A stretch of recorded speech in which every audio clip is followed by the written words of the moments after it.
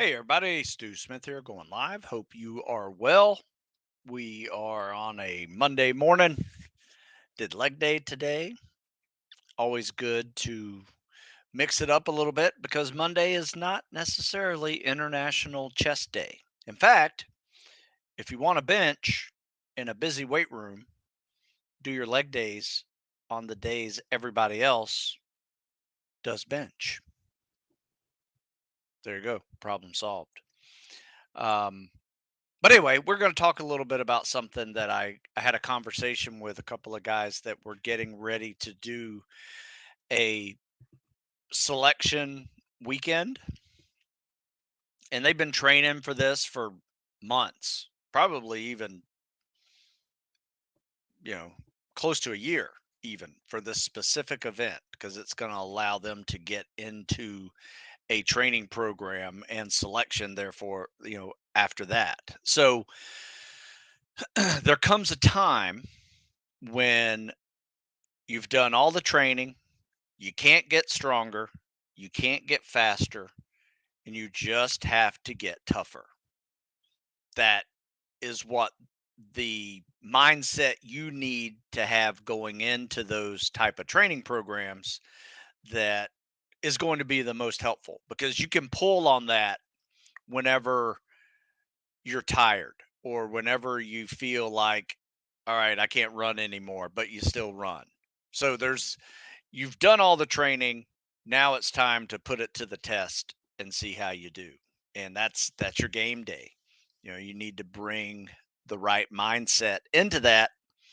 And with that little saying right there, I can't tell you how many people have told me over the years that they uh, relied on that really heavily um, when they were doing a grueling ruck or um, 4 mile timed run or a, they were in a group and they didn't want to get separated from the group, so they pushed a little harder just so they would stay in that group and not get in the extra credit squad or the goon squad we used to call it.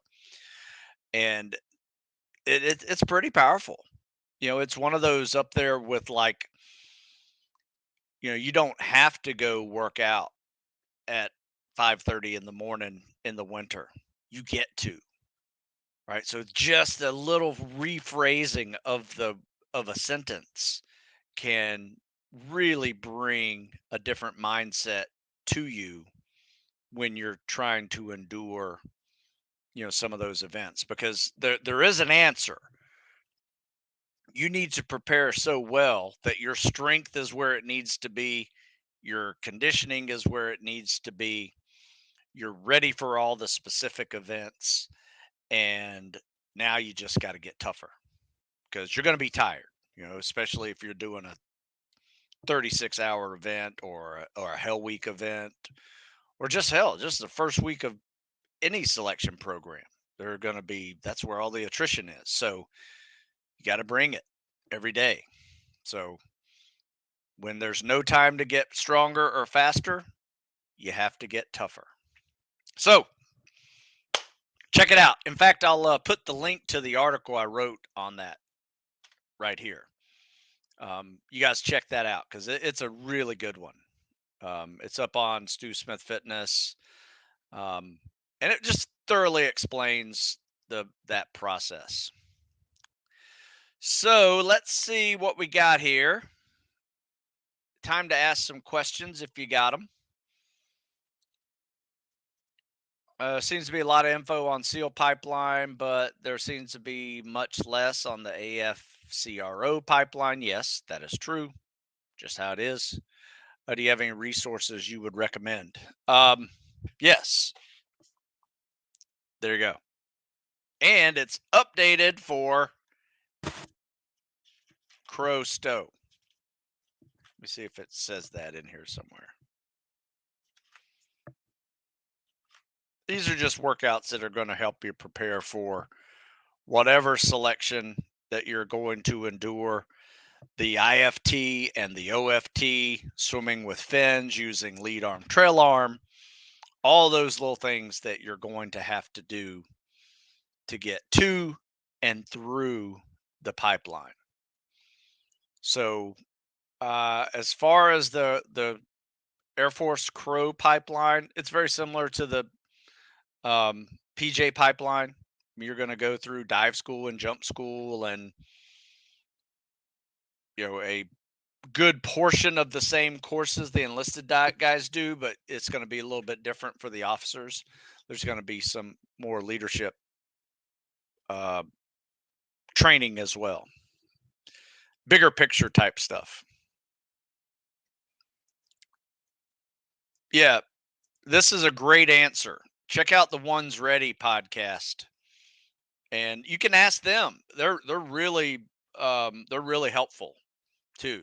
Those guys are well read into the whole pipeline, um, and will you ask those guys? They're pretty good. And while you're over there, check out the podcast I did with them. It was a lot of fun. Those guys were really good. I'm really impressed with what they're doing over there. Just started training pull ups again since my shoulder healed and went from 15 plus max reps to 10, gained 15 pounds in the meanwhile. Well, that's the problem. 15-pound extra pull ups is not good.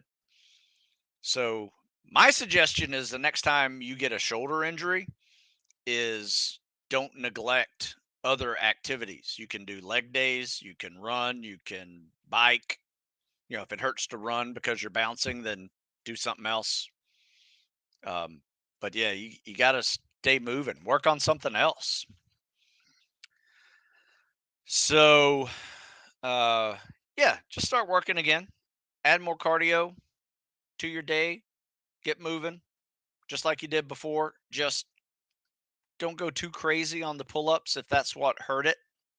I will say this: a lot of people hurt themselves with pull ups because they let themselves like fully dead hang and relax their shoulders, right? You want to keep your shoulders engaged. Um,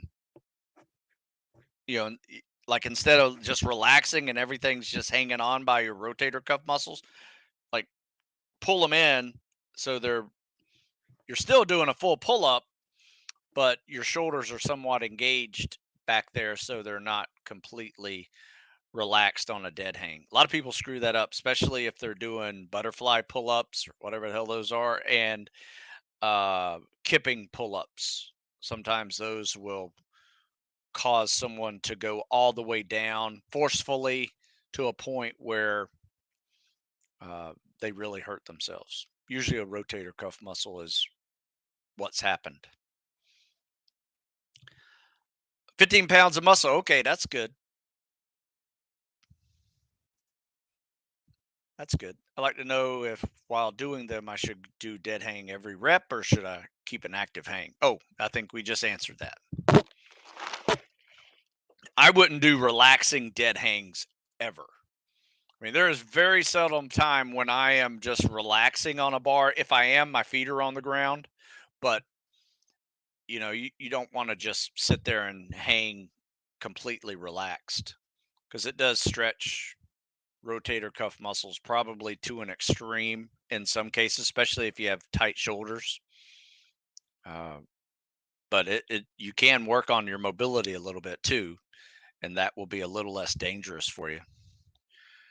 Bonus Stu, curious what advice you have for obtaining letters of recommendation for SOAS packages. My recommendation is, I've been on those boards and read letters of recommendation, and we were always really excited to read a letter from someone who actually knew the person versus someone who was like, yeah, I don't know this kid.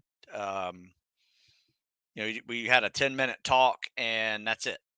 Uh, I remember when I was a young kid trying to get letters of recommendation for uh, the Naval Academy. And I got, from my English teacher, math teacher, got one from a coach and a preacher, that knew me thoroughly. Now I happened to get another one from our mayor who was my neighbor, and I thought that was just kind of he kind of knew me. He saw me grow up, and I never was in trouble around him or anything. Never did anything screwed up. But I didn't really know him that well, so it felt a little weird asking him for a letter recommendation. He was glad to do it. But I would say try to get those who know you.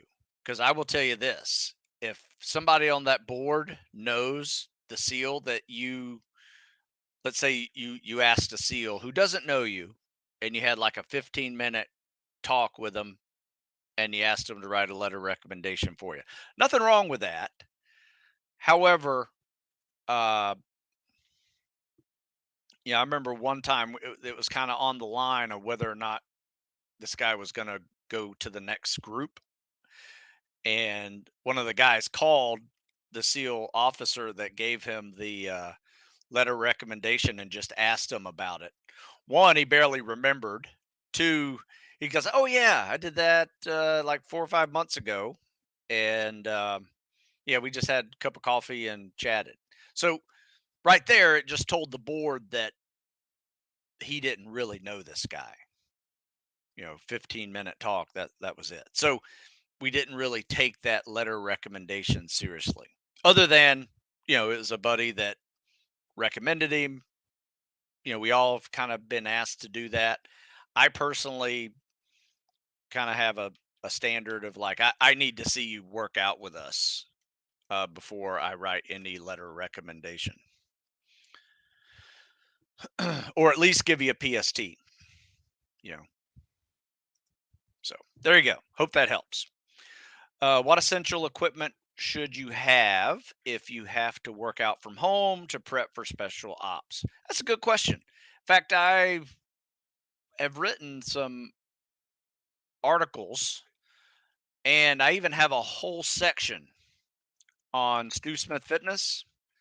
You scroll down, you'll see home gym, and this is just some sandbags, TRXs, calisthenics, pull-up bar, dip bar, a ruck, place to swim. But yeah, you can see how all these workouts are minimal equipment, and they're everything from weight vests, sandbags. I like a TRX, place to swim, pair of fins. Yeah. I mean, we do a lot with very little equipment. In fact, most of the equipment that we use, I fit in my truck, and if we're lifting weights, it's a barbell and some plates. So, kind of up to you if you want to add in weight, but you can also add weight with, kettlebells, sandbags, weight vests, pull-up bar, dip bar.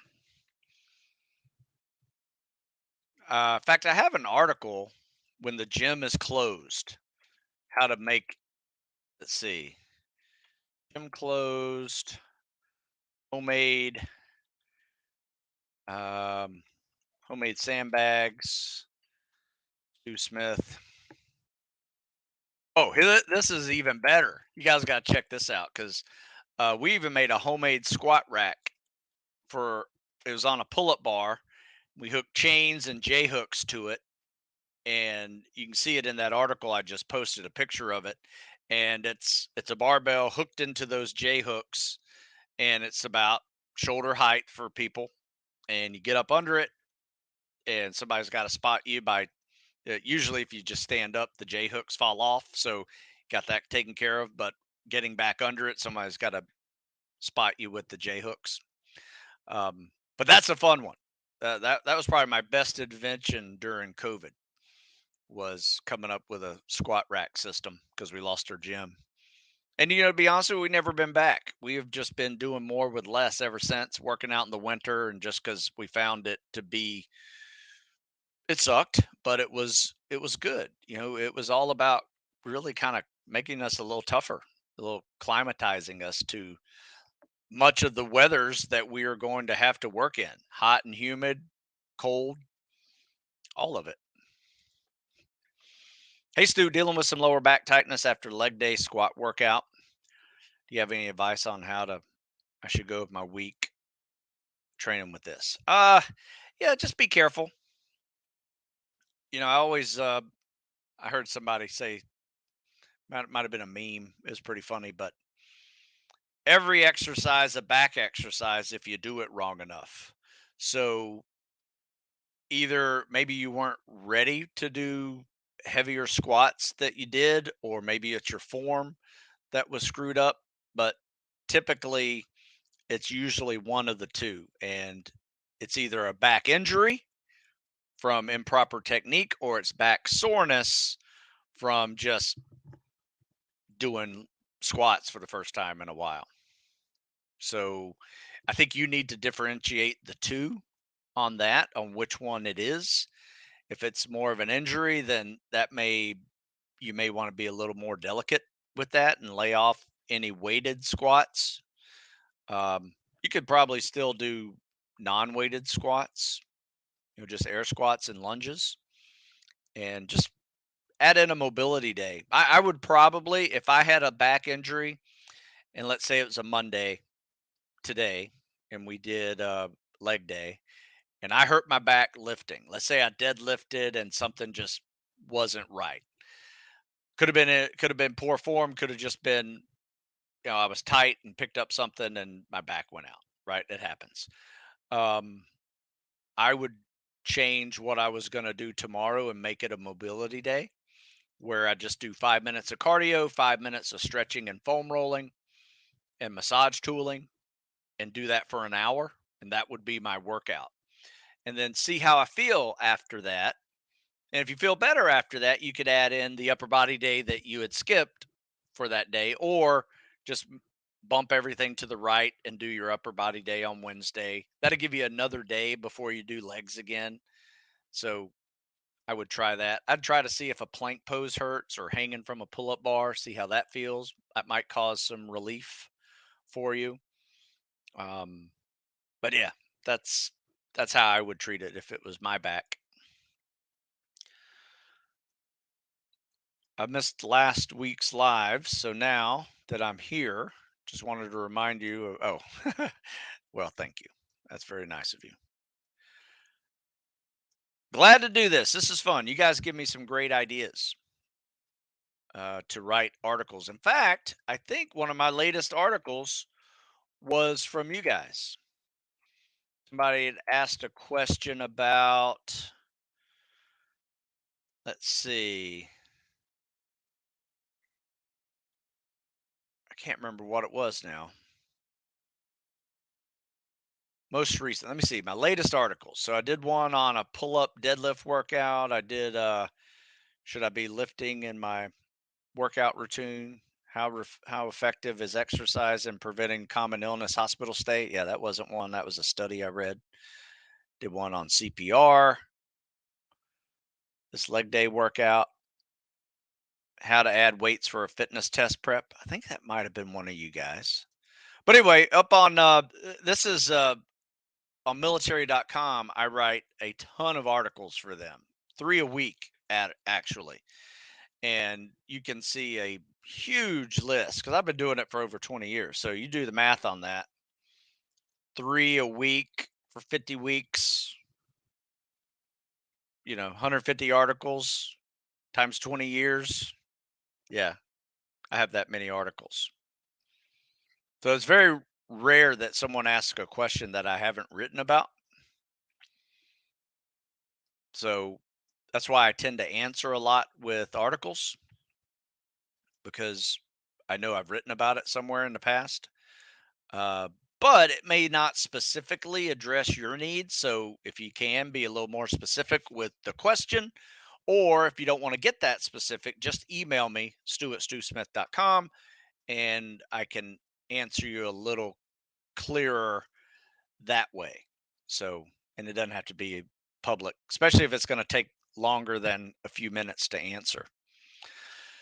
Let's see. Flavio with the hurt shoulder says, been doing your lightweight shoulder and it's really helped me. However, I read online that your thumb down lateral raise are not recommended for shoulder health. Any thoughts on that? Well, remember, it's only 5 pounds. So my lightweight shoulder is a 5 pound exercise. It's not like you're doing it with a 25 or 30 pound dumbbell, which I would not do. 5 pounds or rubber bands. Um, I personally have been doing it for 25 years, all of those. And my shoulders are healthier now than they were before I injured it and learned those drills. I learned it from a physical therapist. Maybe it's an updated version, because I will tell you this, one of the problems with fitness, but it's also good too. I mean, it's kind of science. There's always some study that disproves some other study, right? There's always some exercise that is discovered to be bad for you, even though people have been doing them for 25, 50 years. So, uh, not sure what to tell you. You can skip it if you don't feel comfortable doing it. But like I said, it's a 5 pound dumbbell. As long as you're not feeling pain when you do it, it's working down there. When I have lower back pain or tightness, I stretch my hamstrings. Usually helps a lot. Absolutely. Yep. Hamstring stretching is very helpful. Ace, do any tips on recovering in between two a days, morning weight training and evening running? Thanks. Just all the techniques that you can think of. Your big two are sleeping and eating. So, um, sleeping and eating are probably going to cover. In fact, here's an article on recovery for optimal performance. Probably covers 90% of your recovery right there, just by eating well and sleeping well. After that, everybody spends most of their money on this missing 10%, which is massage guns or massages and foam rollers and hot cold contrast baths, you name it, everything's out there. That's, supplements, so it's a big business. That missing 10% is very big business. But if you eat well, sleep well, you may not even need that other 10%. I personally like, to swim as part of my recovery, uh, do some treading water as part of my recovery, especially if my hips are tight. So there's other things that you can do: stretching, foam rolling, mobility work. All of those are really good ways to add to your recovery. Hydration is another big one. That's part of nutrition, though. So that is where I would be if I were you. But that's a good cycle. I like lifting in the morning, running at night, but I also like running in the morning and lifting at night. So change things up a little bit. See if that works for your schedule. If it allowed for your facilities and timing and all that. Hey Stu, do you have any updates for your guys on the 18X pipeline? What did they make of SFAS? How'd they fare? Yeah, we had several guys get into the um, 18 X-ray process, and they sent back pictures of them completing the SFAS selection, and they are in the pipeline now. So this is very exciting. We had one guy that passed selection, but did not get selected. So there's a finish, but not pass. I can't remember exact term of it they use, but basically, you guys hear me? I think I just turned off my radio. There we go.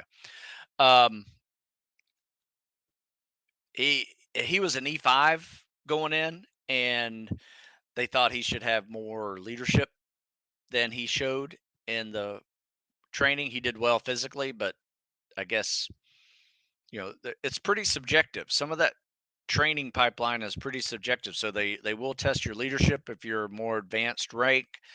They will see how good of a team player you are, whenever, especially when it comes into team training.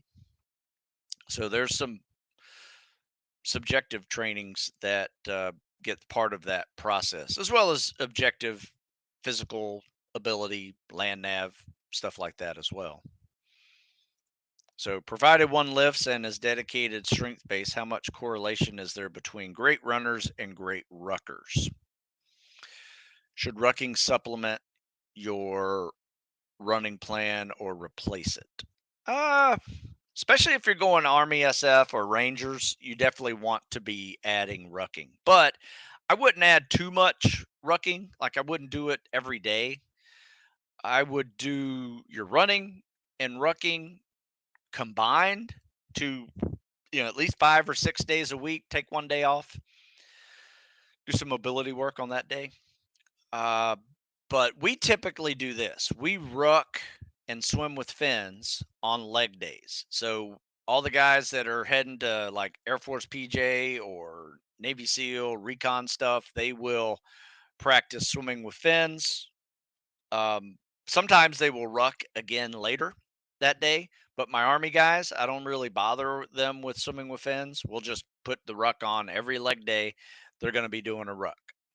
So we typically do leg days twice a week, but sometimes we'll do 3 a week. And we tend to make it more of a run ruck combination that day, mixed with some lunges and fireman carries and stuff like that. So my suggestion is 2 to 3 times a week ruck. And yes, you can replace a running plan with some rucking. I would say some of the best ruckers I've seen have been bigger guys, but I have seen some smaller dudes that were great runners that everybody was like, yeah, let's see how you can ruck. You can run a 12-minute 2 miler, but let's see how you ruck. And then they were great ruckers too. Some weren't, some were.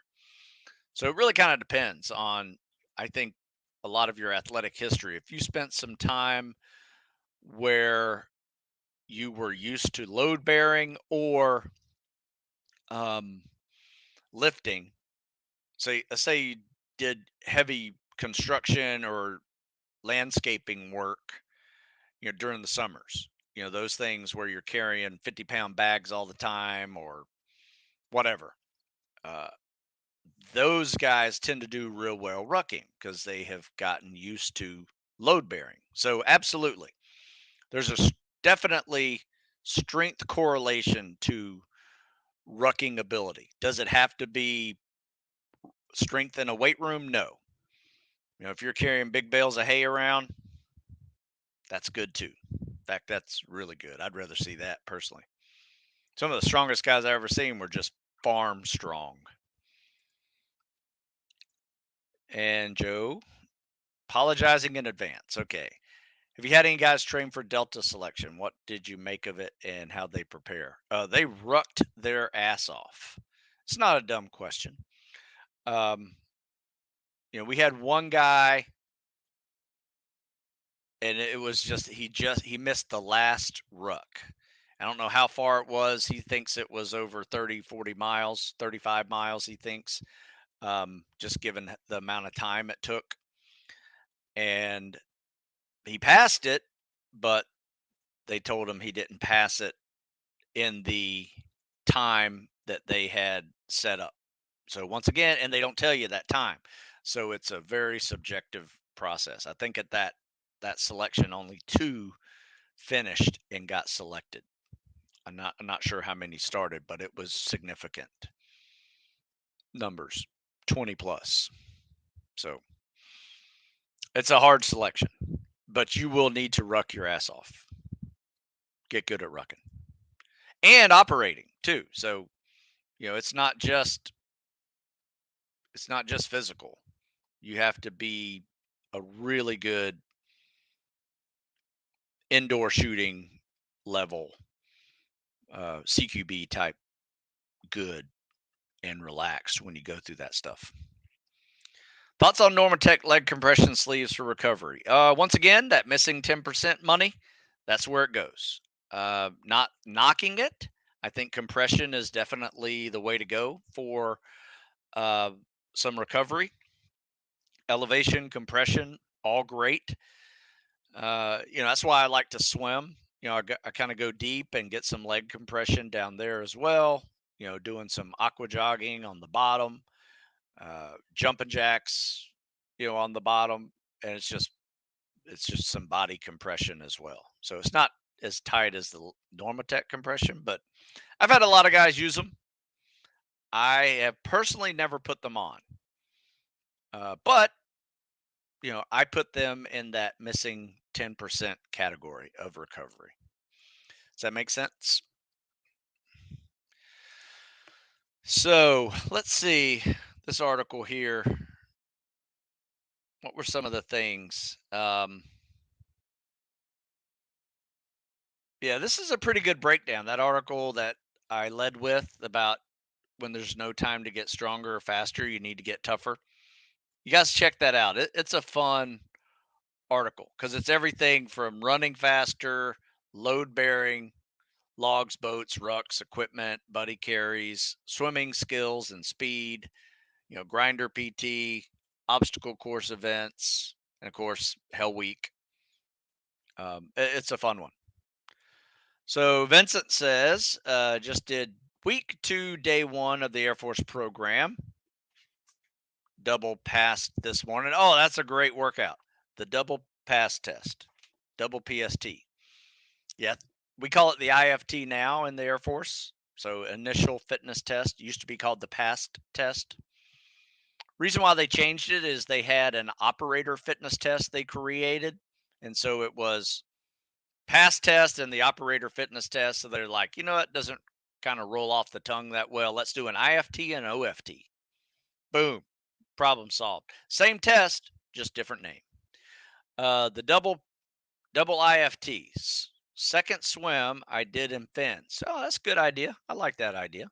What's the average time difference with and without fins for the 500 that you've seen? My recommendation is keep it the same.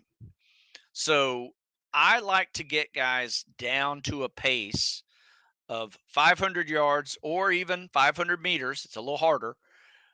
500 yards, 500 meters in 500 seconds. So that is a yard per second or a meter per second swimming with fins and swimming without fins.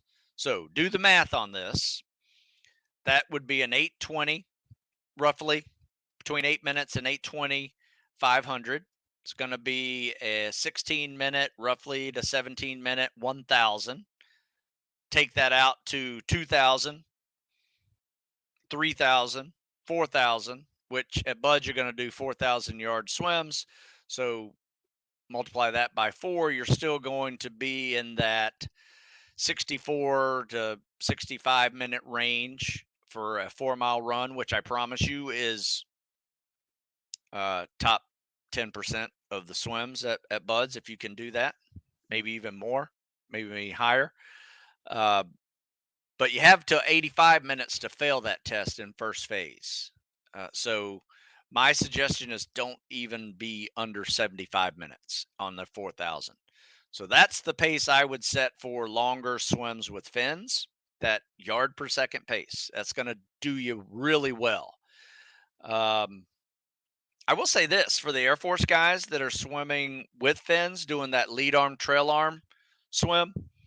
I've seen guys faster at that than using the CSS version of that, where they actually recover their arms and turn to breathe with it. I think maybe the arms are slowing them down a little bit, but the lead arm, trail arm. In fact, tomorrow I'm going to make a video showing the difference between the CSS with fins and the lead arm, trail arm with fins.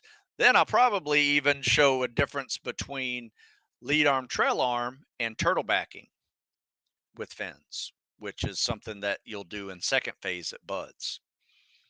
But yeah, it's the same.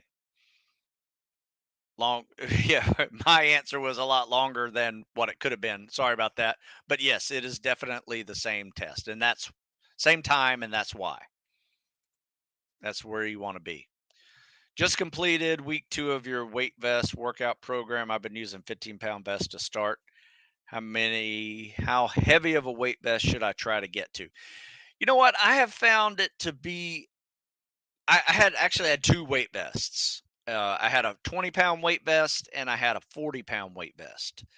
I found I like the 40-pound weight vests for rucking combinations, squatting, lunging, and doing push-ups.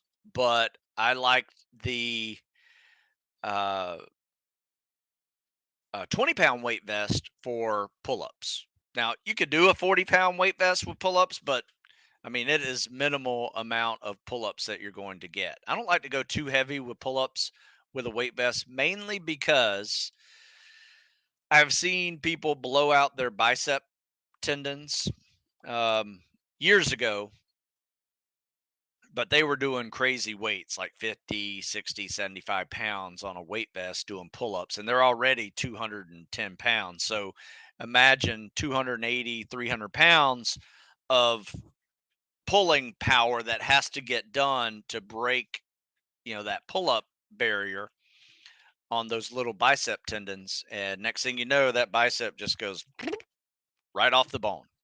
So you got to be careful going too heavy with that. So that's why I've always gone 20-pound weight vests, 25 max for pull ups, and 40 for other exercises like push ups, squats, lunges, and rucking. Sometimes instead of a uh, ruck, I'll just use my 40-pound weight vest for the ruck portion of a spec ops triathlon. Glad you're back there, Scudder Buster. Good job. Just got into summer seminar. Ah, nice. Yes. In fact, I have some videos on summer seminar. USNA summer seminar. First of all, you're going to take the CFA when you're there. So you definitely want to crush the CFA. Um, this is a fun video that I made a couple of years ago. I think we had a COVID issue where summer seminar was virtual, which really sucked. But check out this video that I'm posting in the comment section. It's me leading the workout that I do every year at summer seminar. And there's one event in there that you have to prepare for. Now, you're not going to be graded on it, but I promise you it will help you with your Navy PFT when you get to the academy, because the academy fitness test is plank poses, cadence push ups, and a mile and a half run. However, to get through um, summer seminar or get to the Naval Academy, you really need to crush that CFA workout. And, I gave away a CFA workout last week, which I don't have anymore this week. But it's a good one. You can check it out. Check it out here, CFA. If you're not familiar with it, um, I came up with a CFA clinic that was a lot of fun. Let's see, Service Academy candidates. So yeah, check this out. This is a good one for you. So it's just me walking you through all the events of the candidate fitness assessment and helping you with techniques of those. So check out that article and the video I showed you, and you'll see the kind of level of fitness that I would recommend being in before you go to summer seminar. But if you do that CFA program, you'll be there.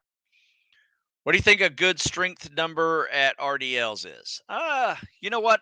That's a good question. I tend to not go too heavy on the RDLs. I think I did some the other day, like 185. Um, and I tend to do it with kettlebells. We have this heavy kettlebell that's like, I think it's like 88 pounds. So it's pretty big, heavy kettlebell. So I'll do a lot of kettlebell RDLs with that.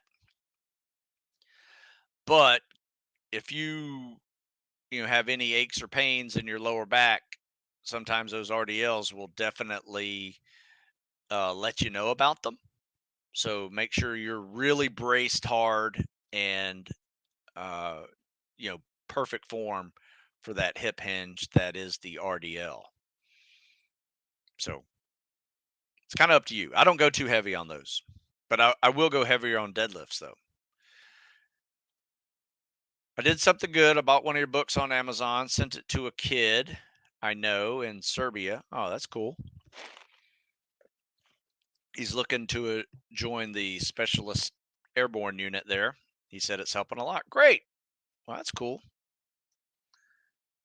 Glad it's helping people. Any Stu Smith formulas for increasing breath holds?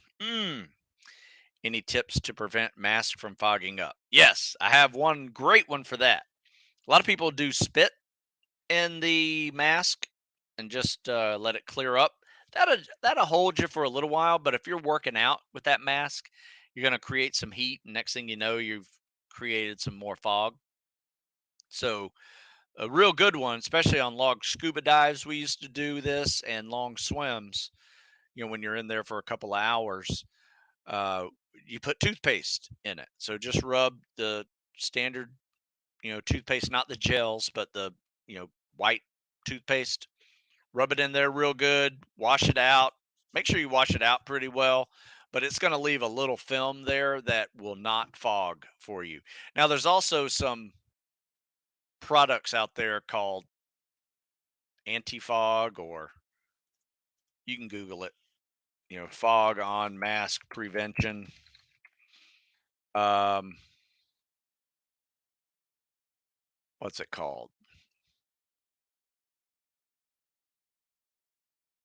Yeah, a lot of people were using this too. Remember we had to wear a mask and they had glasses.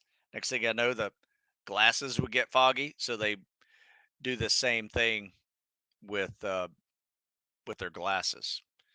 So yeah, but if you Google it, there's some anti-fog products out there if you don't want to use toothpaste. I've always used toothpaste. Now, as far as formulas for increasing breath holds, I really don't play around with that. There are some out there you can look at CO2 tables and go through all that stuff and play around with breathing. And a couple of my guys were doing it and they got their breath holds up to like 3 minutes. Um, I'm I don't write about that stuff. I don't teach it. I'm just not really into that because I've just seen a lot of people, a lot of candidates kill themselves because they're doing breath hold training underwater. They pass out and they never come back up. So every year something happens like that. People die from shallow water blackout. So don't ever do it underwater. And if you want to get good at underwater swimming, the way to do it is to be efficient at underwater swimming. I have a YouTube video of me swimming underwater, giving you all my techniques that I know how to be efficient with it. And it is basically just me swimming underwater for almost 50 meters. Like the rules in my pool say you can't do a 50-meter swim. So I just did a like one length and three quarters of it coming back. So check out that and you will see four strokes to get across the pool. And that's what it takes to be efficient. So 4 to 5 strokes max. I think where a lot of people go wrong is they're just like just cranking out their arms and kicking little flutter kicks the whole time. Don't do that. You get through that 50-meter underwater by gliding, not by pulling and kicking frantically. That's just a waste of energy. And you'll see it real quick. But you should be able to build up to 4 or 5 strokes max underwater in a 25-yard pool, just getting down there and not be winded when you get there. So we tend to practice single lengths underwater swims, and then we follow it up with a pretty hard freestyle. In fact, check out this. I call it the Air Force 50-50. You'll like this one. It's a really fun workout. So you've seen me do the 50-50 where it's 50-meter free, 50-meter CSS. But for the Air Force PJ training, I came up with a new one that is 25 underwater and 25 free, and then you do an easy 50 recovery swim. That can be a CSS, it can be a an easy pace, breathing every stroke freestyle. But check out this workout. Once again, it's a free workout.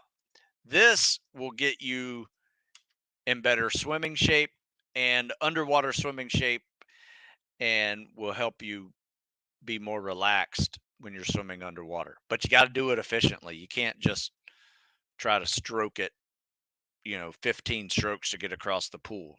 It should be in as few strokes as possible. I've seen guys do it in 3. So with a kick off the wall. Without a kick off the wall, the least I've seen is 4, almost 5, 4.5. But it can be done. Let's see. You guys got any more questions for me? So we are in week 11 of our winter lift cycle. So winter lift cycle, we are on week 11, and this is just a 12-week cycle. So spring is coming. I'm getting excited. Always means nice weather, and means more calisthenics and cardio. But we're transitioning out of lifting heavy in a couple of weeks. But we're going to crush week 11, going to crush week 12, and then on week 13, we're going to test and just see how well we did. Usually week 12 too, by the way, that's every 4th week in this program. It's a block periodization model. So we are going to do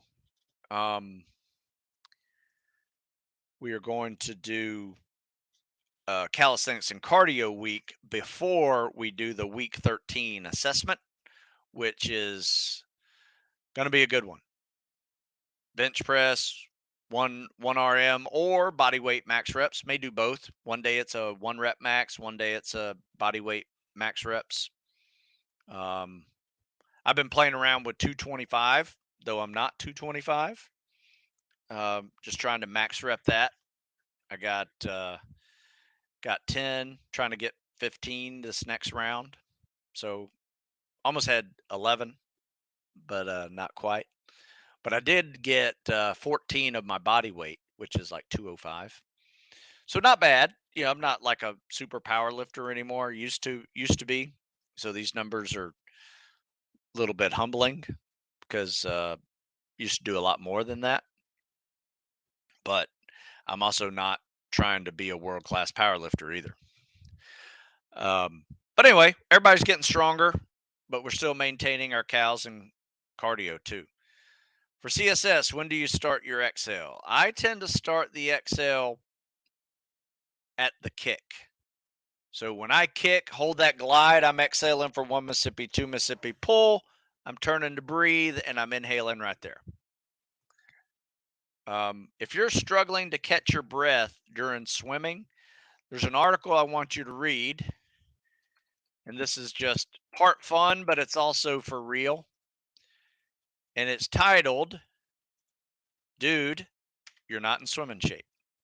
But read this. It's definitely a good one to read. So when I was doing powerlifting, I never broke 400 on bench, but I weighed like 185 and was able to do over 2 times my body weight. So I was like 385 on my bench. And then always never broke 500 on squats or deadlifts, but I was in the 400s, like 425, 450 for both of those.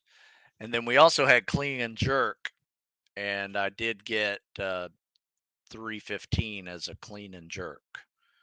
So that was pretty good. Yeah, that was in my late teens, early 20s when I was doing that.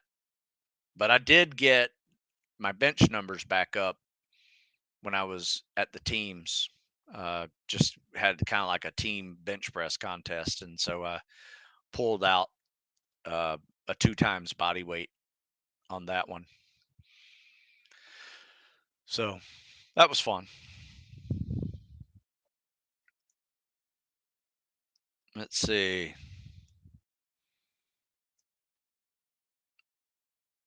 Yeah, my high school, we actually had a powerlifting team, and we were pretty good. It was fun. I used to wrestle during that time of year, and then they started the powerlifting team. I'm like, wait a second, I can go into the weight room and get a letter. Plus, I was going to lift anyway, so it just seemed like a really cool thing to do. Plus, I didn't want to lose 20 pounds to go wrestle when I've been working really hard to be a football player. So, in hindsight, I probably would have realized I was going to be an average sized guy and stuck to wrestling and baseball instead of trying to play football in college because, you know, there's only so much big I can get. So, anyway, it worked out. I was glad I did what I did, played rugby in college, and was able to prepare for spec ops life afterwards, which was a good thing, which was helpful doing, something that had a little more cardio into it. Let's see. We got any more questions? Because I am getting ready to go start my day and working. So tomorrow I'll be back and I got some new videos for you. If you want me to critique your CSS, you can send it to me, stu@stewsmith.com. Happy to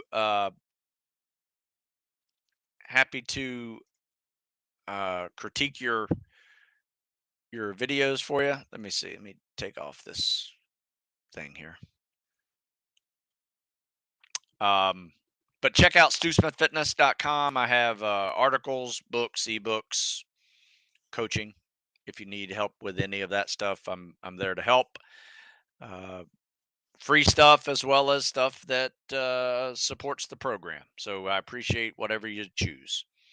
You guys have a good one, and I will chat with you tomorrow with some good CSS critique show tomorrow. Bring your questions. I'll bring answers. We'll see you later.